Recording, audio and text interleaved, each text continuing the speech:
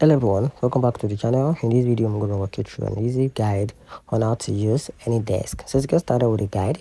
Getting started from AnyDesk in 2025 is easy, and the first thing to do is to download and install the AnyDesk on both the device you want to control and the one you will use to access it, which is available on Windows, Mac, Linux and iOS together with Android.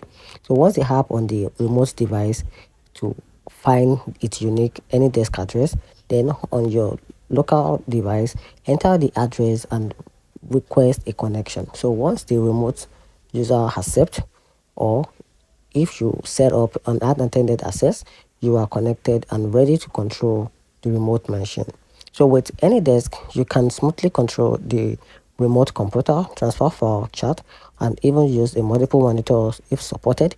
So if offers low latency and high quality videos and audio streaming, making it ideal for remote works, IT support, and a personal use. Plus, AnyDesk uses strong security like end-to-end encryption and permission control to keep your section safe. Overall, AnyDesk is fast, simple, and secure for remote access in 2025. And that's it.